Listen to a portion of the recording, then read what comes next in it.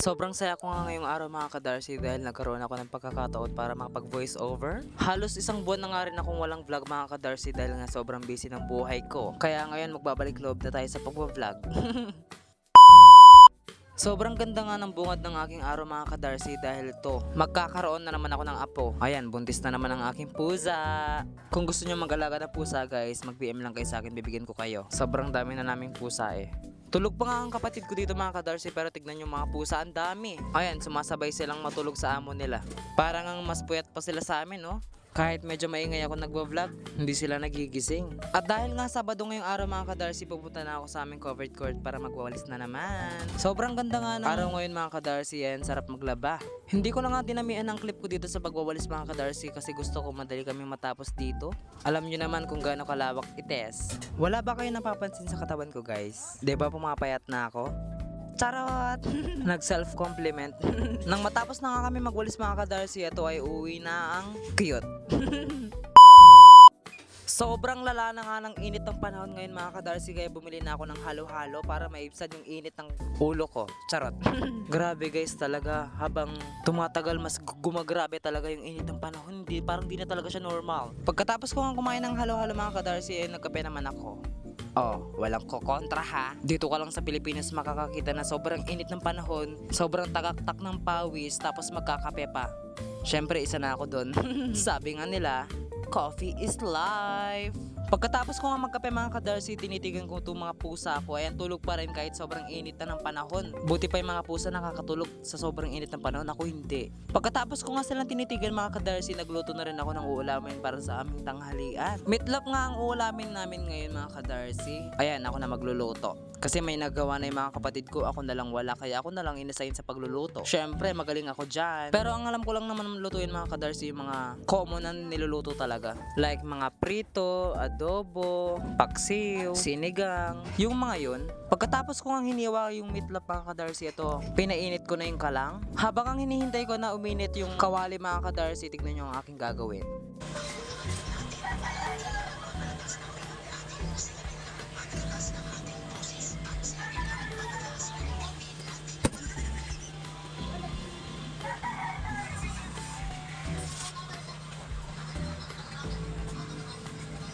Sa pamamagitan nga ng aking pagsayaw mga ka-Darcy, napainit ko na yung kalang. Ha, diba? Nang mapainit ko na nga yung kalang mga ka-Darcy, nalagay ko na yung mantika at sumayaw ulit para mabilis uminit. Ito nga ang dapat gawin para uminit kagad yung mantika. Isubsob yung mukha sa mantika para malaman kung mainit na talaga. Tignan nyo naman kung paano ako magluto. Ayan, grabe naman yung mukhang to.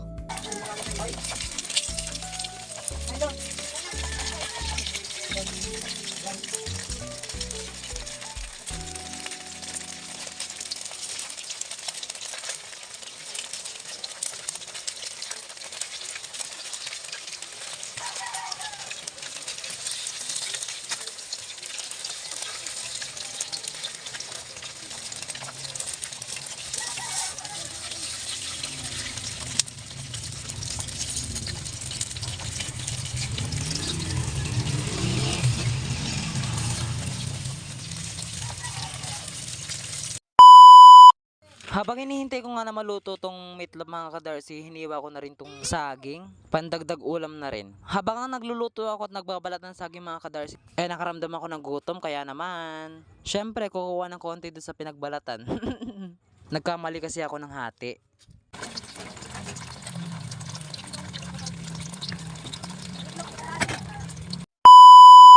Sa sobrang init nga ng panahon mga ka-Darcy, ito sobrang pawis na ng taong to.